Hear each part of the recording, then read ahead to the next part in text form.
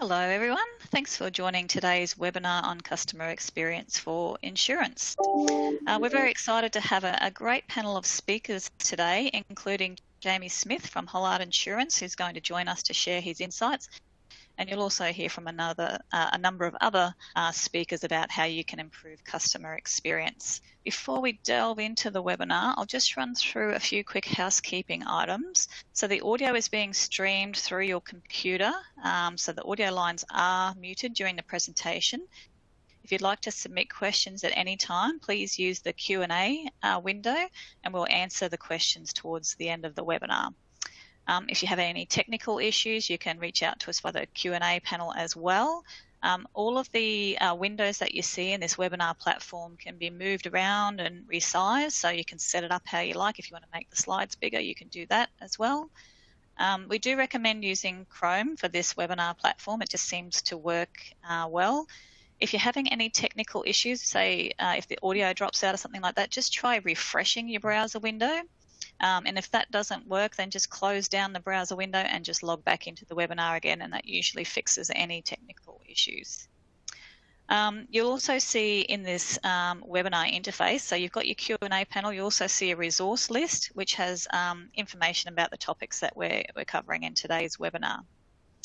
And finally, the webinar is being recorded, so you will get an email afterwards with a link to the recording, so if you have to jump off or if you want to send it to a colleague, we'll send that out to you within the next few days after the webinar. Okay, so I will now hand over to Benjamin Lindsay, who's our Senior Relationship Manager here at Precisely. He's going to be moderating today's session. So Benjamin has over 20 years experience globally in delivering digital technology and marketing solutions for insurers and other leading companies. So I will hand over to you now, Ben. Thanks, Stacey. Good morning, everyone. I'm delighted to be here to kick off this webinar. Really looking forward to discussing the evolution of CX with you in this post-COVID world and our speakers today. In order to meet the learning objectives today, I encourage you to please also have a look at the resources attached to the webinar here. My background, as Stacey mentioned, is in delivering technology services and solutions. And currently I'm a bit obsessed with how one creates the ultimate customer experience. A bit about Precisely, the company provides communication and data solutions to 99 of the Fortune 100. We work in over 100 countries, and we also work with the top 25 general insurers, and pleased to have a number of insurers with us today. We also do quite a lot of research into customer experience, and I'm hoping that we can share some of the insights from that research with you today. So I'll start with some of our recent research about the evolution of CX in the post-COVID world. We'll then talk with Jamie Smith of Hollard Insurance. Jamie is the CIO there, about their journey in terms of customer experience. And then I'll introduce you to Johan Nellis and Ian from Precisely to talk about some ways that you can reimagine the insurance customer journey. And then we'll also have a Q&A, and we'll surprise you with a little poll in a little while. So a bit of background about our presenters today. So Jamie, as I mentioned, is the CIO of Hollard Insurance, as well as a business strategist and technology solution specialist with more than 20 years of experience in organisational design, best practice delivery, and consulting within the financial services industry. Ian Haig, who's also with us in the black shirt, is the Asia Pacific Services Manager and Pre-Sales Manager for Precisely. Ian has over 25 years of experience in consulting and management experience spanning solution design, architecture, integration and delivery. And Ian has also worked with many of our insurance clients. And we also have Johan Nellis, and Johan is Director of Solution Consulting for Duck Creek in APAC, and has been since 2004. Johan, did you want to add a few words in terms of Duck Creek? Yep. Hey, thanks very much. It's a pleasure being here. So Duck Creek is a leader of the Gartner Magic Quadrant for insurance solutions. Duck Creek Technology is a leading global provider of SaaS solution to the general insurance industry, and one of the fastest growing and most transformational partners for insurers, both big and small in the APAC region. Covering the full end-to-end insurance suite and with evergreen silent updates, Duck Creek provides integrated policy rating, billing, claims, and reinsurance solution and leading digital engagement portals for policyholders and external agents and brokers. And we're very passionate around persona-based customer and user experience, and looking forward for this session. Over to you, Ben. Thank you, Johan. So this is some recent research that I wanted to share with you. What are the changes in customer experience for insurers post the pandemic? So one of the key things is that we've seen, and no surprise to everybody on the call, I'm sure, we've seen, and I'm sure you've seen, a rapid acceleration of use of digital channels. Customers really didn't have a choice during COVID, and fortunately most of us are no longer in lockdown, but I know a number of us on the call that are still dealing with lockdowns. Often we've had situations over the last couple of years where contact centre wait times have become inconvenient, and that's meant that companies' digital channels have had to be more bulletproof and more resilient. So what is it that customers are now looking for from insurers in 2022? Well, our research is showing that customers are now looking for a more seamless and frictionless experience, whether they're on your website or your mobile app or talking to your agent. Insurers need to be able to address all of those important moments of truth in the customer journey and meet the customer need in real time, whatever their channel of choice. Customers also have become much more comfortable with self-service options, chatbots, live chat, I should say, through agents, and interactive videos, just to name a few. Customers also expect personalisation and still value that human touch. And one of the things we will talk about, our presenters will talk about today, is how do you deliver greater personalisation through those digital channels. Yet in a recent roundtable we held with CX leaders, one of the other things that a number of CX leaders were talking about was digital poverty. Whilst it's great that we have all of these new channels and some of our customers are using them effectively, we're finding that there is a percentage of the customer base that are being left behind. And so how do we bring all of our customers with us on this evolution of CX? So to talk more about some of the challenges we see with insurers, I'll hand over to Johan. Thanks for that, Ben. So what we see as part in insurance, and what Ben also described from a customer experience point of view, it's really more towards digital and really leveraging how that can be done, especially in these times of increasing uncertainty with more frequent and severe events. So the first thing what we really see is to have much more a shift from more product focus on how to get enough people for individual products to actually have much more customer-centric product packages and bundles. From a pricing point of view, we see rather from very coarse kind of approaches to how to set up pricing to much more sophisticated and much more fine-tuned kind of pricing, including incentives. We actually see that we go from more brand-based to much more a customer journey, which we'll cover off today. And the other thing what we really see is from this separated channel to actually have an omni-channel where you can swap, where a client can actually choose anytime, anywhere, and what channel they would like to do, and then make sure it is consistent and adequate how that's done. And I think also for today, what we'll cover off as well is not just look from a customer acquisition, but really take much more a whole customer life cycle, where we continuously look, where insurance continuously look on how they best can service customers and also address the challenge of underinsured and provide the best service throughout the whole life cycle. So that are some of the core trends we see from an insurance point of view. And now very keen of you, Ben and Jamie, on your views on that. Thanks, Johan. So now we'd like to ask for you if you could answer the poll that we put up, and hopefully the results are interesting to everyone. Have you already implemented an omni-channel strategy?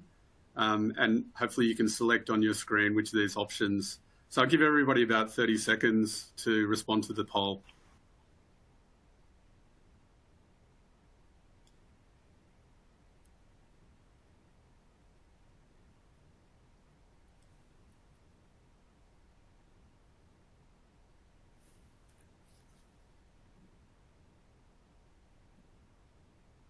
Okay, so we've had three responses I can see so far.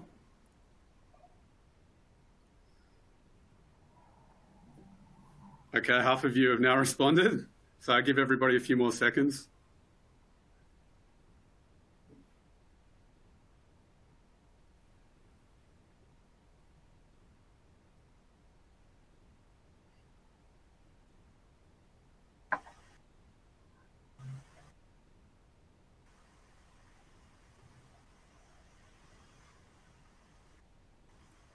Okay, we might move forward.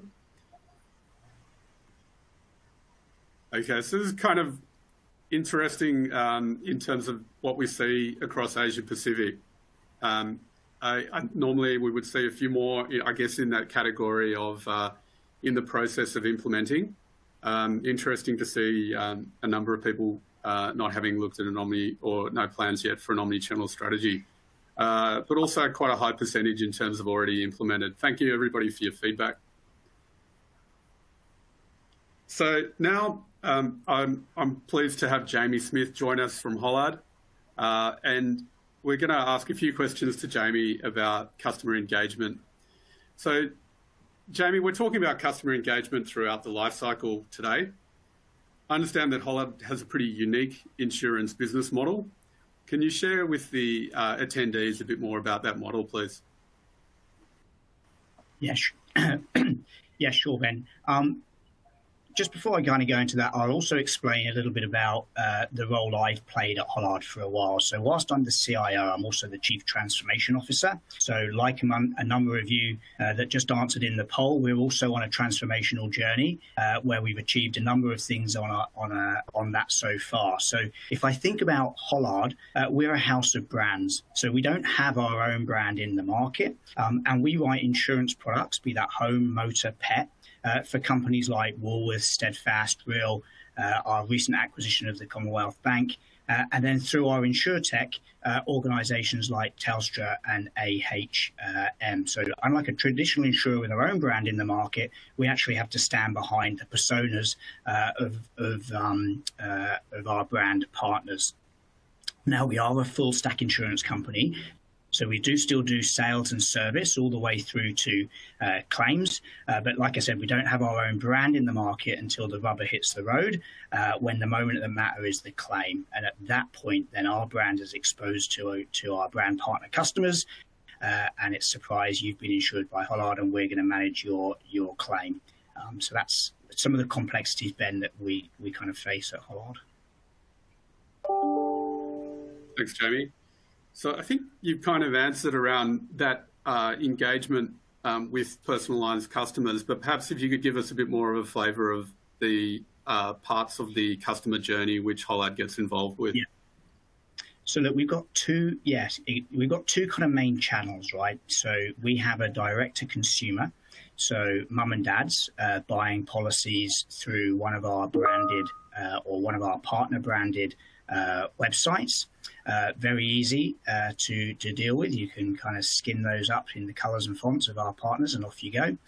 We also manage the call centre. So when we answer the phone, we have to answer it with our brand's persona, customer experience. Our customers would associate with that brand. So whether that's a challenger brand like Real Insurance, whether it's a budget kind of approach brand like Woolworths, or whether it's a sophisticated brand like CBA, we have to have the appropriate tools and training for our team to make sure that they can carry through that brand experience when it comes through for our personal lines customers. And then we also have some quite sophisticated people in our personal line stack, which includes brokers and intermediaries that are acting on our behalf, where their customer is actually buying specifically through an advice channel and giving that information and the policy back through to us. So again, we have to make sure that our products and our processes support those various different channels, Ben. Thanks, Jamie. And what have been, could you share with the audience some of the traditional challenges for Hollard around its customer comms, and what are the areas that you've been targeting in the last couple of years for improvement? Yeah, so the biggest challenge is to ensure a consistent customer experience, regardless of the channel and the brand, whilst ensuring, of course, that the various brands' own value proposition comes through the interaction that we have. Now, another challenge for me specifically is customer to me means all things to all men. So as the head of IT, customer means my end users, so the people that control alt delete into the system every day and sign in and use our tools. It means the mum and dad policy holders that buy insurance policies through a website that we write or own, or it involves our intermediaries or partners that are also wanting to manage and run certain parts of the value chain. So the key thing for me is making sure that wherever we pick up an interaction with a customer through the value chain, it's consistent and that it supports a true omni-channel. Other key challenge for us is typically in the insurance industry, we've tried to drive people through a particular channel through an interaction that we have. You know, please visit our website please call us, please send us. And we're finding that customers are really wanting to interact with us in a channel of their choice and at a time of their choice. So again, we're having to build particular processes around our business and processes in both systems with a capital S and with a little s to make sure that we can have that kind of that expectation that customers that we know our customers wants and need when they interact with us. You used a really good phrase earlier around digital poverty. And the other lens that we have to put on it is that we're not constantly looking at a digital channel only. We've still got to make sure that we can service our branch network, our call center, and of course the digital channel when the customers elect to interact with us through that channel. Thanks, Jamie. And Jamie, I'll ask one other question, I think, before we move on, and really interesting business model that you have at Hollard. What do you think about the following CX enablers? These are some that I think a lot of us are looking at. Digital self-service is a big trend, obviously. Next best action, and also agent empowerment. How do they figure in your lens at Hollard? Yeah, the three of those kind of come together as one, Ben. A phrase that I use a little bit at Hollard is a digital twin. So even our human being call center agents need to have the ability to have a digital twin that is able to do some of the things that they would normally do to help our customers, or to help our back office staff. Obviously, digital self-service, having a customer do a transaction that one of our human beings would have done ordinarily, helps take friction cost out of our business and make sure that we can manage the experience consistently. You know, it's much easier to manage the customer journey through a website than it is through a human being reading off a script and having a natural conversation with somebody. However, with that digital twin concept, you can make sure that the underpinning process is the same, and you can differentiate to be different as opposed just for the sake of it. Again, next best action is really important in particular inside of some of the things that we do at Hollard, particularly when that next best action might be something that we need to hand back to a brand partner. So, for example, a customer calls us up to modify their address. Let's say they're a Woolworths customer. Our next best action might be to remind that customer to go and update their Woolworths rewards card details with their address. As a manual process, in the best instance, we would fire a message through to Woolworths to transact that on the customer's behalf, and that comes down to that agent empowerment piece, Ben. The three of them holistically, and make sure you take a digital approach to all three. Brilliant. Thank you, Jamie. All right. So I guess, a couple of questions coming up, I think. But Jamie, look, thank you. That's very insightful. I'd also encourage anybody, if you'd like to put some questions in the chat that perhaps Jamie can answer a bit later on. Next step is really to talk about how, as an insurer, you might reimagine the customer journey.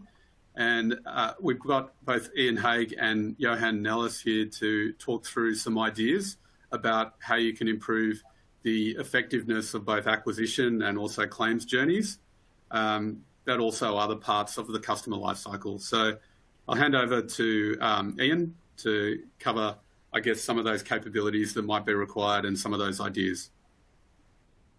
Thanks, Ben. Hi, guys.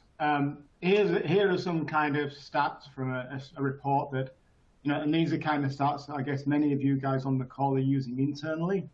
You only need to search up customer experience, customer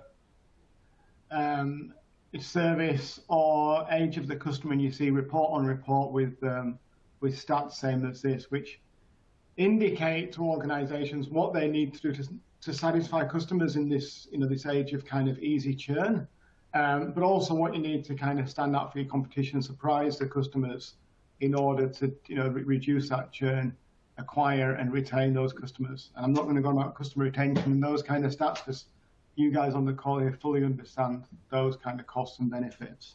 But what I will talk about here is in order to provide a level of service and personalization across the channels that these demanding customers need, in order to stand out, there's a number of challenges for your organizations which are quite different to what they were kind of 5, 10, 15 years ago. And one of the key things in today's digital market is that you have to manage the entire customer life cycle. And in some cases where we're seeing our clients implementing digital kind of channel management for post-churn customers to try and re-win the customers post-churn and stay in contact with them. So, the act of personalization and connecting with your customers is no longer a marketing acquisition management function, but something that the entire organization needs to work with and work on throughout the entire life cycle of the customer, be it through onboarding, ongoing services stages, and like I say, even churned customers, we've been working with customers to keep them engaged. And at every point in that customer experience, you need to meet the customer on their channel, how they expect it and how they demand it, not how you kind of prescribe and how they should integrate with you. And this requires a lot of channel integration, system integration, consistency, and what you'll hear thrown out is hyper-personalization. And some of the key things, one key thing to this is having a single customer view, a single view of your data that can be accessed real time at any point during that life cycle and whenever the customer interacts. So when they interact with you, you can drive that personalization that they expect. You can drive that next best, those real-time predictive models and actions to prompt or offer or help the customer and to really surprise them. And we're not talking about first name here, but a full view of the customer, including this, what we're calling conversation history. So including interactions you've had with them, they've had with you across all the channels and all the departments. Everyone on the call here has gone from, say, a chatbot conversation to a real life person had to repeat themselves and had the frustration. We all know providers who do that, and we've had the frustration. So that conversation history and that seamless integration is becoming an absolute key for the experience for users who are very impatient these days. And to implement that, the multi-channel, omni-channel, real-time batch, two-way customer self-service platform and solution needs to be across the entire enterprise. Most of you guys here are, you might have a policy system, a claims system, you might have a CRM system, you may have a different digital marketing system. Your communications solution has to service all of those consistently, seamlessly, and self-service real-time and batch. And that can be a very big challenge where a lot of those systems have their own individual communication options. So one approach we heard from Jamie is having a separate multi-channel communications platform that works with it and integrates all of those seamlessly. So once you have that kind of platform independent and that data availability approach, then it's about getting the right communication, the right channel, and meeting the customer where they want to be met. And in today's market, there are so many channels. We used to like email, print, and SMS, but now we're talking about video. We're talking about chatbots. We're talking about more and more WhatsApp and different SMS two-way conversations, Facebook, messenger conversations. So there's a lot of channels, a lot of consisting, a lot of messages to manage. So having a platform and a solution where you can manage that centrally and serve it across all those different business units, those business systems with the right data is absolutely key to meeting the expectations of today's customer. You know, and this all sounds like common sense, but it does require having the right architecture across the organization, the right systems, and having the integration of those systems as planned across the entire life cycle. And that, you know, proves a challenge to a lot of organizations that have got siloed systems at the moment. But that's what we need to do to meet these empowered and these demanding customers. And I'll hand over to Johan, who'll talk a little bit about how that's kind of approached in the customer life cycle. Thanks very much, Ian. So and this is the last slide I promised before we actually go and see the demo. So it's all about what Ian also said, that personalized customer journey. An important thing is that a customer actually can choose the way how they would like to interact, provided, of course, within the guidance as provided by the insurer. So what we're going to do today is, Ellen is looking for different options. So and that's also what Ben said, we really want to reimagine the whole process. So rather than to build pricing from the ground up, what we'll actually do is, Ellen will actually scan his driving license because it contains a lot of information. Then he actually gets a choice, so a lot of the data is there. He wants to have a home insurance. So what we actually do is, working also with data provided by Precisely, we actually are able to actually give a range saying, this is the kind of range of money you want to pay for insurance. How much do you want to pay? Then he can actually specify it, and that really helps where as an insured you actually better understand how do you come to a certain price, and then you can actually provide guidance saying people like you might actually want have typically more on from a content point of view or flood coverage. And then we'll actually showcase from the personalized journey is once he actually has done, he quickly got a policy, how you then actually can generate personalized links, text messages and so on to have seamless payment as well. But then also actually for self-service, and we will extend that self-service to how we actually do also our claims lodgement. And Ellen will actually lodge a claim leveraging third-party data like Precisely as well. And then we'll actually go through the claims process where Ellen as a customer also through his account portal on a continuous basis gets informed. And then we'll also showcase how additional support can be provided as well. That is one part of it. And it's almost, can I say, it's almost like a duck. At the surface, it looks very simple. Underneath there's a lot of processing what is required. But in order to make it as simple as possible for a customer, there is more sophistication and work needed underneath to make sure that it's done. That is both from, in the demo we showed today, from our combined solution on how they get serviced. But the other important thing is also is to be able to service the knowledge worker, that is on policy claims, the configurator within an insurer for people like Jamie and his team to make sure that they also have the relevant information and that they can make the right decisions as well and leverage data to actually further automate and improve things as well. So now we will go to showcase you the video of how Ellen actually will lodge his, ask for a quote. So Ian, can you just trigger off the video? So what we're going to do is, so Ellen actually is going to get a quote. I think you might have to share your screen. Oh, the video is showing in the media player. Johan, so you might just need to make that window bigger if you can't see it, but it's running. Okay, so that's fine. So if people can see it then. So what you can see now here is that actually we scanned the driving license. We actually indicated the premium he wants to pay. All the data is pre-populated on basis of data we get from Precisely and other sources.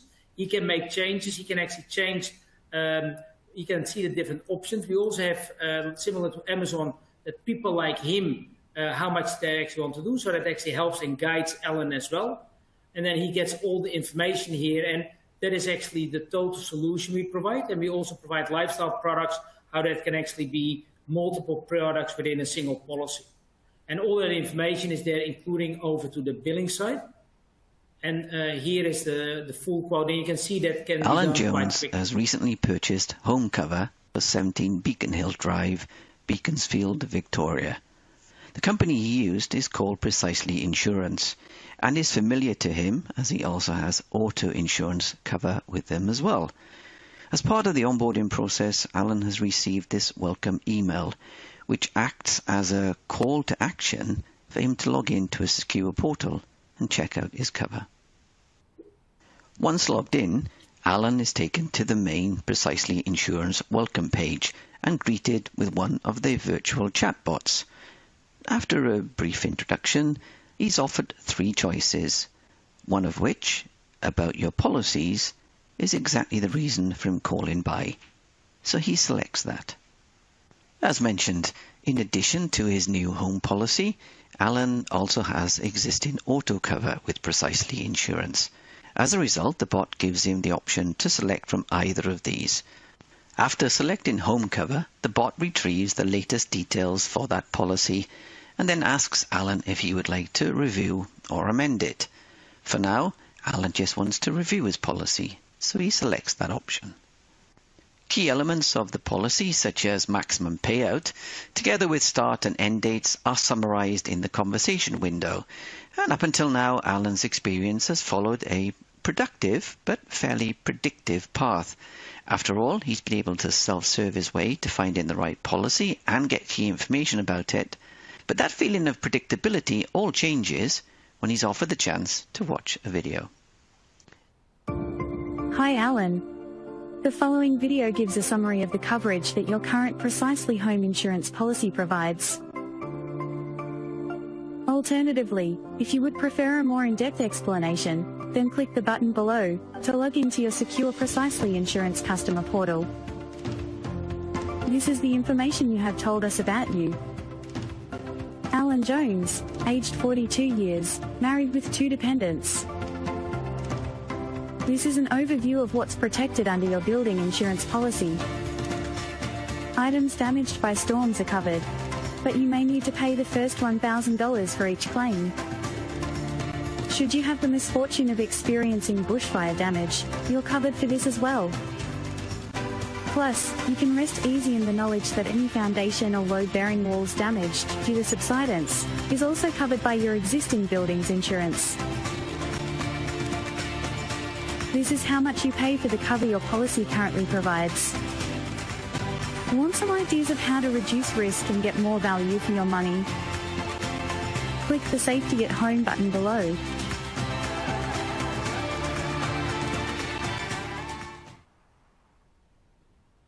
Okay, so that was the first part where we actually had created the policy with the personalized video to support it.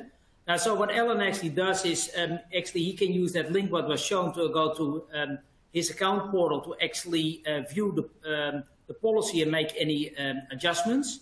Now, unfortunately, Alan actually, there's a storm, so there's damage to the house, so he will now actually use that same link to actually kick off a claims process. Hi, Alan. And what we... Thank you for reporting your claim to us on your property.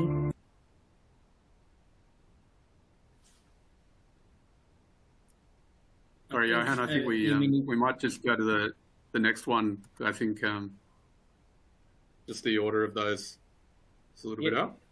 Okay. Yeah, so that's this. So thanks for that. So this is the account portal of Alan, but all the relevant information is there. So policy and billing information is there.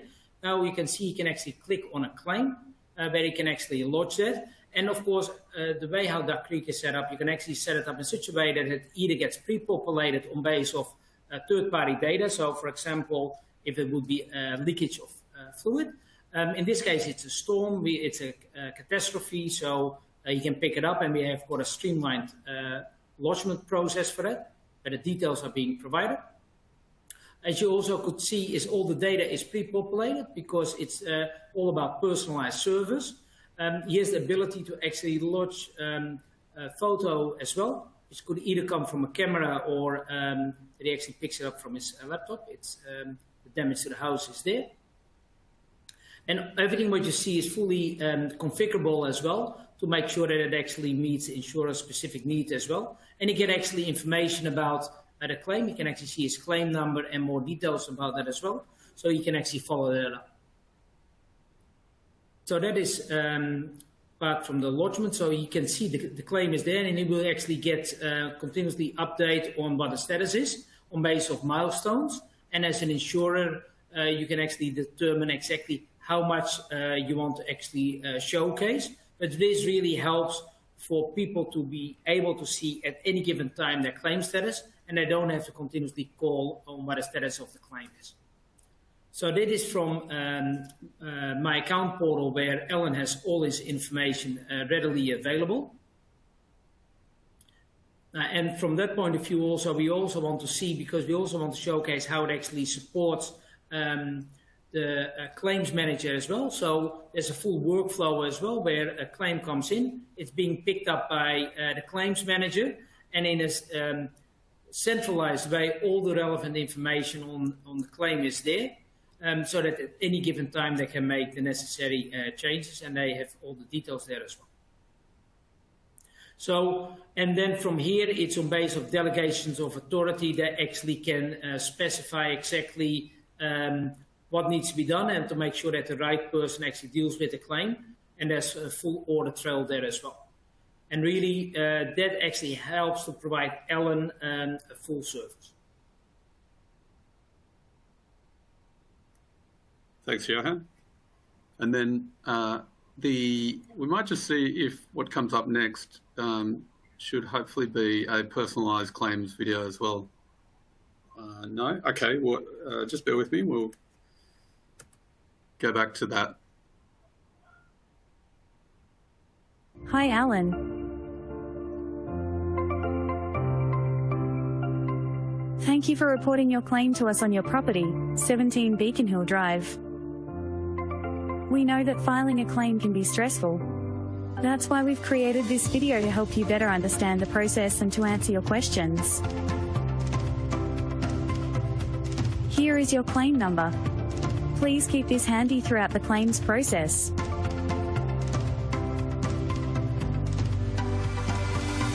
The first step of the claims process is for a claims examiner to be assigned. Your claim has been assigned to Peter Matthews. Peter will be your primary contact throughout your claims journey. He will contact you shortly to discuss your claim, answer questions, determine what's covered under your policy, and review repair costs. You will also be contacted by a field claim adjuster, who will schedule an appointment with you to assess the damage to your home. They will take notes and photos, and then submit a complete loss report to your claims examiner, Peter.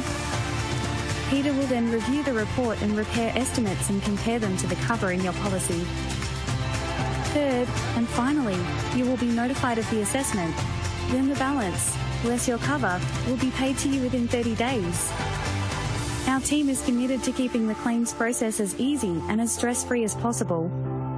Remember, you can view the status of your claim at any time by logging into your secure portal. Thank you, Alan, for choosing Precisely Insurance.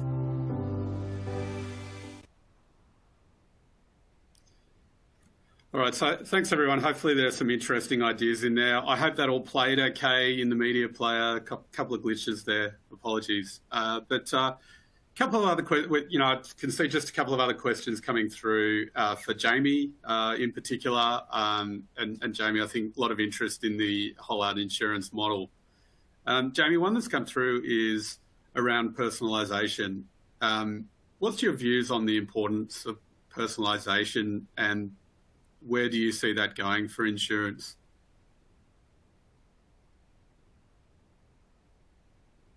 So I think you might be on mute, Jamie. Well spotted. Yeah, look, I think there's two angles for personalisation when it comes to Hollard. There's the personalisation experience that we have to do for our brand partners. So making sure that we follow and look at their brand guidelines, where an insurance product has been bought as part of a broader value chain within their value chain, that we make sure that we have a consistent experience there. But then there's personalization for our policyholders, in particular at those moments that matter. So that video that we just showed around the claim, that actually makes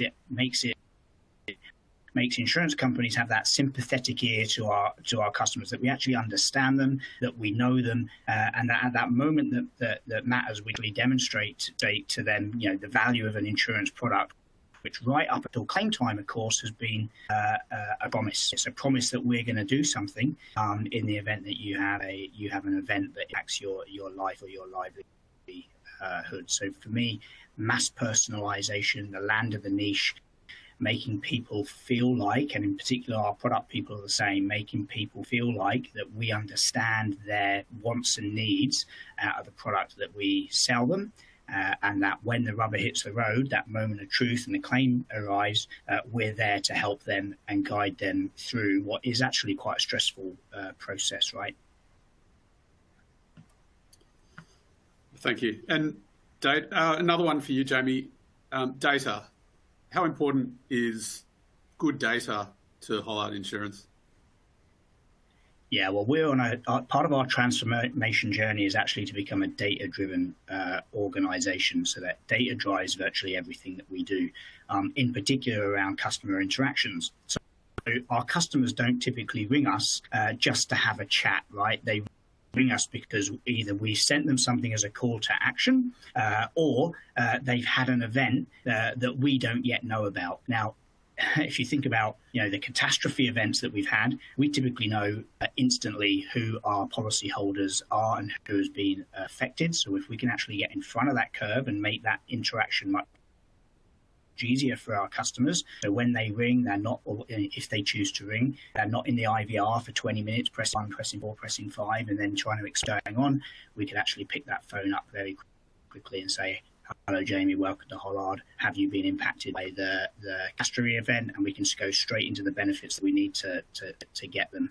So when I talk about the system, the people, process, and technology, the technology that I provide to our business will obviously make sure that we present things in an accurate and timely and defensible in court way, and it leaves our agents to add that kind of experience, that customer experience level, because no bit of technology that we've got is going to have that empathetic lens. In particular, are you okay? Is there anything we can do, right? Before we start saying, what's your name, what's your policy number? So making sure data is accurate, making sure that it's timely, and making sure that it's defensible in court.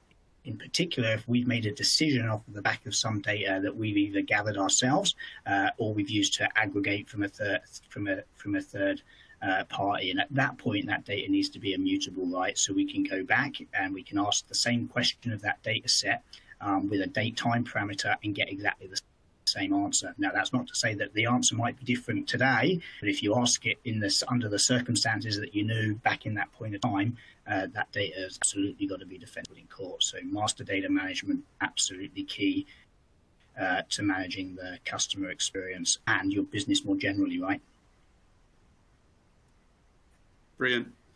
Jamie, that's been really interesting. Thank you for your insights. I'd also like to thank our other presenters, Ian Haig and Johan Nellis.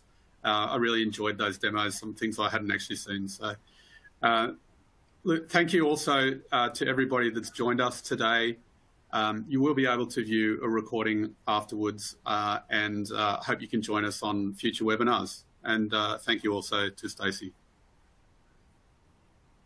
Thanks, everyone. All right. Thank you, everybody. Awesome. Thanks, everyone. Have a great day. Bye now.